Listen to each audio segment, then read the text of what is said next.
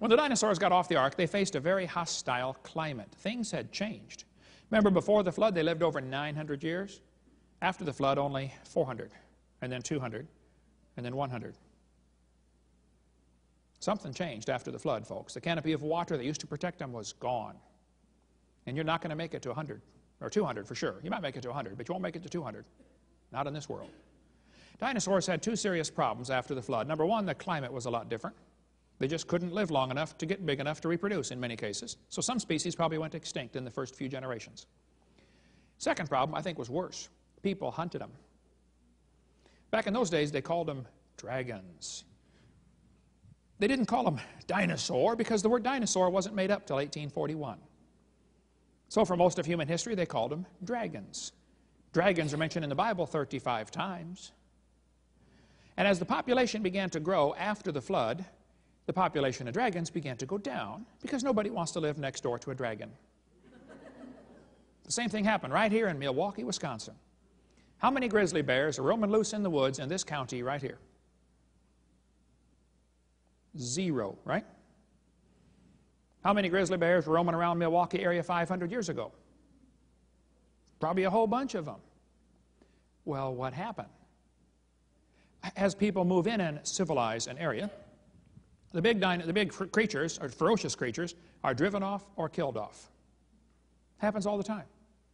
If it came on the evening news tonight that there were 5 grizzly bears roaming around Milwaukee, Wisconsin, do you know what would happen by 6 o'clock in the morning? Every redneck in 4 counties would be out there with a rifle trying to shoot them. Right? And whoever could shoot the biggest one would be a hero. They'd put his picture in the paper. Hey, Bubba shot the grizzly bear and saved the village. That's exactly what would happen. Well, that's what happened to the dragons. Man, if you could figure out a way to kill a dragon, you'd be a hero. They'd tell stories about you around the campfire for generations to come. And there are thousands of stories of people killing dragons. They killed them off for meat. There'd be a lot of hamburger in one brachiosaurus. They killed them for medicine. It's amazing how many ancient recipes call for dragon bones to be ground up and put in with the medicine. Lots of legends tell of people killing dragons. Gilgamesh supposedly slew a dragon. A Chinese guy named Yu slew dragons that were bothering them as they tried to expand the territory and drain off the swamps and make the land of China livable again. They had to drive off the snakes and dragons. The Babylonian god Marduk is shown pictured on top of a dragon, possibly a fire-breathing dragon. You say, oh, you don't believe in fire-breathing dragons, do you? Oh, yeah. The Bible talks about a fiery flying serpent. Book of Job has a whole chapter, Job 41, about Leviathan, the fire-breathing dragon. It says, out of his mouth go burning lamps and sparks of fire leap out. Out of his nostrils go a smoke. I've seen deacons do that at Southern Baptist churches. As out of a seething pot or cauldron, his breath kindleth coals, and a flame goeth out of his mouth. There really was a fire-breathing dragon. In our Green series of tapes, the topical ones, we've got a whole tape out there, hour and a half, about Leviathan, the fire-breathing dragon. If you get a Catholic Bible, you find the book of Daniel has 2 extra chapters. Daniel 13 and 14. It's part of the apocryphal books. It shouldn't be in Scripture. It's interesting reading, but it's not part of Scripture. It says, there was a great dragon in the place, and the Babylonians worshipped him. And the king said to Daniel, behold, thou canst not say now that this is not a living God. Adore him, therefore. And Daniel said, I adore the Lord my God, for he is the living God, but that is no living God. But give me leave, it means give me permission, O king, and I will kill this dragon without sword or club. And the king said, I give thee leave. Then Daniel took pitch and fat and hair, and boiled them together and made lumps, and put them into the dragon's mouth, and the dragon burst asunder. What a strange story. Let me give you the Hovind translation of what's going on here. The Bible tells us Daniel was a man who understood science. He knew full well that pitch is made from tree sap, and it's very sticky. They used to have whole industries in America just making pitch to use to waterproof ships. They would coat them with pitch made from tree sap, particularly pine. And fat is very salty tasting, and just about all animals like salty tasting things. The hunters put out salt licks for the deer, right, or cattle have like salt licks. And hair won't digest. He mixed them all together, tossed them in. The dragon liked the taste, swallowed them, but they wouldn't digest. And these were the days before Roto-Rooter, and so he burst asunder. You figure it out. Anyway, Saddam Hussein thinks he is Nebuchadnezzar, reincarnated. The guy has a serious ego problem. He thinks he is Nebuchadnezzar brought back to life. By the way, do you ever notice George Bush always called him Saddam Hussein? There's a reason for that. I've been told, anyway, the word Saddam means prince. Saddam, spelled the same way, means horse's rear end.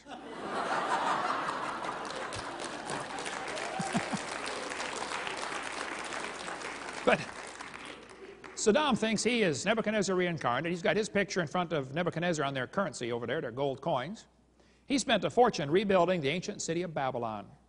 Did you know ancient Babylon has been rebuilt? They always knew where the city was. It was destroyed about 600 BC.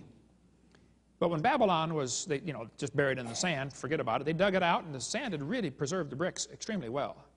The old brick walls of the ancient city of Babylon were very well preserved in the dry sand over there. And they found carvings of lions and carvings of dragons. Now, how did they know about dragons in 600 BC? Well, that had been almost 2,000 years since the flood. So from the flood up until, Nebuchadnezzar reigned is 1,800 years. Probably most dinosaurs were gone by then. But I think a few were still around. And he had one in a cage, apparently. In 300 BC, Alexander the Great reported his soldiers were scared by dragons when they conquered part of India. This Roman mosaic was made in the 2nd century after Christ. It shows 2 long-necked dragons fighting or kissing. Boy, that would be necking, wouldn't it? Wow. Anyway, how did the Romans know about dragons in the 2nd century after Christ? St. George is famous for slaying dragons in 275 AD. He finally got killed because he was a Christian. Beowulf slew dragons. You ought to try to read the Beowulf story in Old English. We sell the book only because it's such interesting reading. The Old English is, I think, impossible to read. That's English, folks, from 1,500 years ago. Our language has changed a little bit, okay? Probably the peak of the English language was about 400 years ago when Shakespeare and God chose to make the King James and all that stuff about that time, about the peak of the English language. But the Beowulf story says Beowulf killed Grendel the dragon by pulling off one of its arms, and the creature bled to death. Strange story. They found a Babylonian cylinder seal showing a guy pulling the arm off a dragon. There are dragon legends from countries all over the world. Ancient pottery, like this one, probably one of the oldest pieces of pottery on planet Earth, from the 1st dynasty of Egypt, shows 2 long-necked dragons. Looks like dinosaurs to me. Here's another one. It's showing 2 long-necked dinosaurs holding a sheep between their mouths. This hippo tusk was found in an ancient Egyptian tomb from the 12th century BC. It shows an animal with a long neck and a long tail. Why would there be dragon legends from countries all over the world? Thailand has many legends of the dragon. China, of course, is famous for its dragon legends. The gargoyle that you see on the corners of the buildings in Europe, apparently came from the story of a gargoyle, they called it a dragon, that came up out of the water in France. That's where the gargoyle legend comes from. There's a Russian medallion, shows a man killing a dragon. This Bulgarian postage stamp shows a guy killing a dragon. An Irish writer said they killed a dragon with iron nails on its tail. Well, the Stegosaurus had awful big spikes on his tail. We've got a copy of one in our museum there. There are dragon heads found on the ships that the Vikings used to sail around. Here's a Viking woodcut showing a dragon swallowing a man, taken from a book called Vikings by Tony Allen. 11th century picture. That's just 900 years ago. They were still talking about dragons swallowing people. The Vikings put dragon heads on their ships. Interesting. Get the book After the Flood by Bill Cooper. Excellent book about what happened to Noah's sons and how they spread out, if you like the genealogy type stuff. He's really brilliant at that. But he mentions many of these ancient people talking about having to fight dragons. You can get that book from our ministry or on our website, drdino.com. Siegfried, the famous Norwegian hero, slew the dragon Fafnir about 1,000 years ago. Marco Polo lived in China about 800 years ago, 750 years ago, and said the emperor in China was raising dragons to pull chariots in his parades. Why would he come back and tell a story like that? Well, I think it's because the emperor was raising dragons to pull chariots in his parades. That's my theory of why he said that. Did you know in 1611, the old Chinese law books tell about they appointed the post of royal dragon feeder? Why do you need a royal dragon feeder? Let me guess. To feed the dragon. Yeah, right. A city in France was renamed Nerluc to honor the man who slew the dragon. The Indians used to carve pictures on the cliffs of Grand Canyon and all the canyons out there. One of the pictures they found shows a dinosaur. Now, how did the Indians know about dinosaurs to carve their pictures on the walls of the Grand Canyon? Well, maybe they hunted dinosaurs. In 1925, some scientists went down one of the canyons out west, just exploring that region, and here's what they wrote. The fact that some prehistoric man made a pictograph of a dinosaur on the walls of this canyon upsets completely all of our theories. Oh, you poor fella. They upset his theories. He said, facts are stubborn and immutable things. If theories do not square with the facts, the theories must change. The facts remain. I agree. That's the way science is supposed to work. You can have any theory you want, but if the facts don't square with your theory, throw your theory away. They would have thrown out evolution a long time ago, except they don't have a replacement theory other than, maybe creation. He goes on and he says, about a year ago, a photograph of a dinosaur was shown to a scientist of national repute who was then specializing in dinosaurs. He said, it's not a dinosaur, it's impossible, because we know dinosaurs were extinct 12 million years before man appeared on Earth. I want you to notice, he said dinosaurs went extinct 12 million years, right? Today they tell the kids 65 million years. I've been studying the inflation of the age of the Earth. Did you know in 1770 the textbooks say the Earth was 70,000 years old? Some of them do. You go to 1905 textbooks, they say the Earth is 2 billion years old. In 1969, the textbooks say the Earth is 3.5 billion years old. Today it says 4.6 billion. Did you know the Earth is getting older at the rate of 21 million years per year? That's 40 years per minute. Aging rapidly, folks. You go to Blanding, Utah, and you can see carvings of dinosaurs on the cliffs there. Here's a painting found in Australia by an Aboriginal showing a native running away from a long-necked, round-bodied animal, probably a dinosaur. I can't pronounce the name of this place in Canada, Misha something or other, but it looks like somebody drew a dinosaur on the cliff up there. The Indians talked about the great animal that lived in the lake out there. This guy says nobody's ever seen one. He doesn't know that. If nobody's ever seen one, why did they carve him on the cliffs? Down in Ica, Peru, they've got the driest desert in the world down there. The Spanish came across there and saw white lines across the desert. Nobody could figure out what those white lines were until they got airplanes and realized these are actually giant images. One of the images shows a spider that looks really strange. One of the legs is longer, sticking out to the side like that. And for years, everybody thought, well, these guys were just making up these stories. They're just, it's imagination. They just discovered here recently there's a little tiny spider that lives in the desert. It's extremely rare. Most folks have never seen it, never heard of it. It's only about 1/8 of an inch long, this spider. During mating season, that leg grows longer, and that's how they mate with that next spider. Then it goes back in. They had to have magnifying glasses to even know that. And here they are carving them huge images out in their desert. Either these guys had incredible eyesight or they knew about how to magnify things somehow.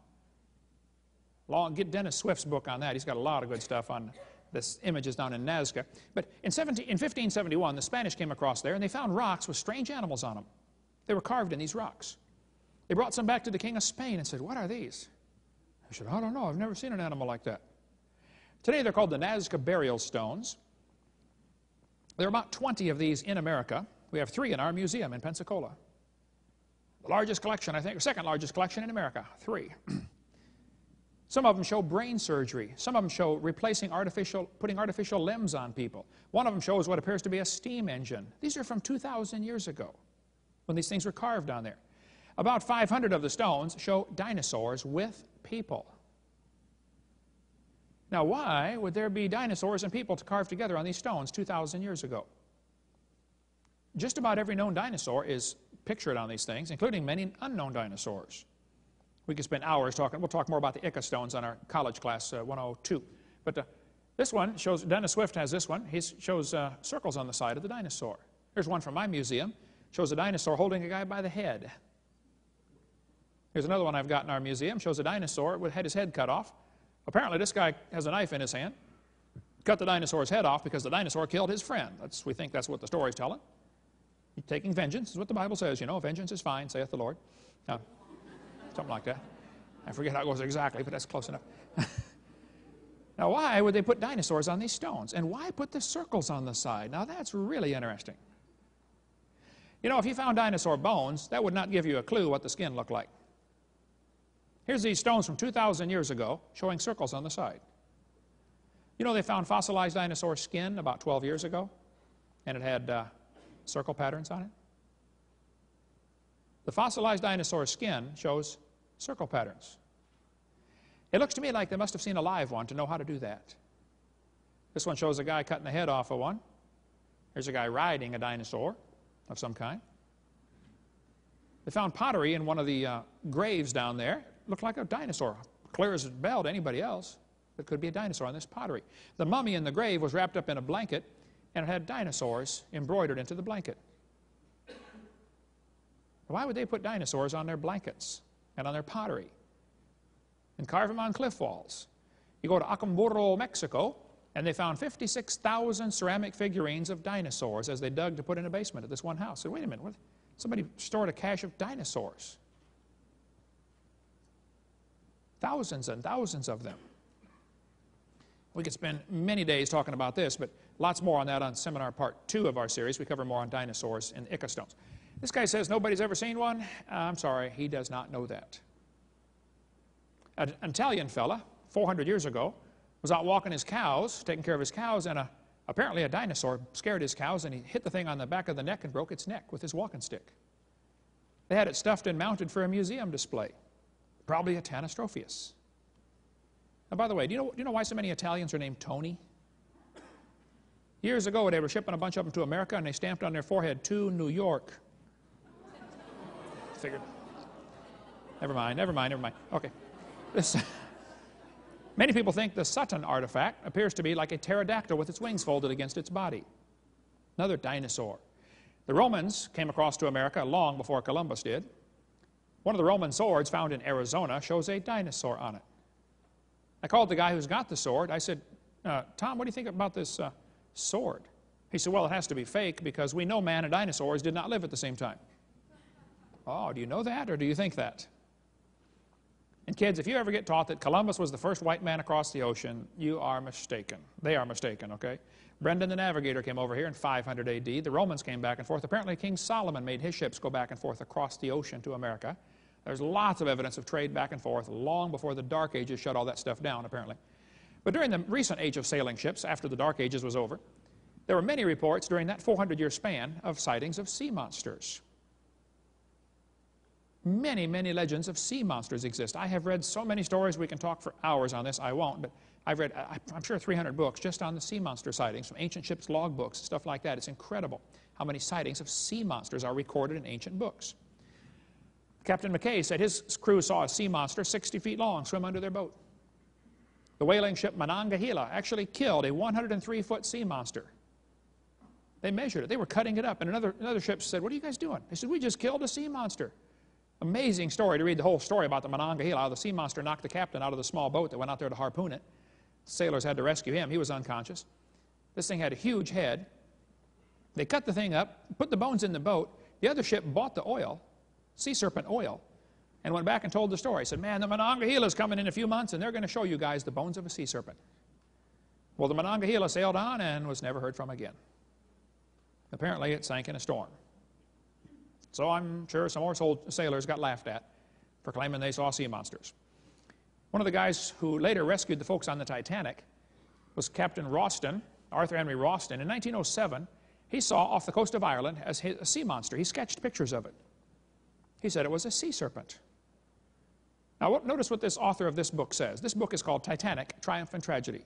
The author says, however imaginative the young officer may have been, excuse me, do you see any prejudice in that statement? In other words, he thinks he saw a sea monster, but I know better because, you know, he was there and I wasn't. One German submarine commander said that when they sank a British ship during World War I, what appeared to be a giant sea monster came flying up out of the water, 60 feet long, 4 big flippers. There are stories of giant octopus pulling ships underwater. You say, come on now, octopus never get that big. Oh, they get pretty big. This one washed up on the beach in Florida, St. Augustine, about 100 years ago. The octopus was 200 feet across and weighed 5 tons. That's a big octopus. That's not the biggest one. A whale was killed near Seattle. Inside the whale's stomach was one arm to an octopus. All around the whale's body were 18-inch scars, circular scars, where something, either a giant octopus or squid, tried to drown the whale. See, whales love to eat octopus or squid, either one. And squid and octopus never stop growing. Now, if you're an animal that never stops growing, someday you won't have any more enemies.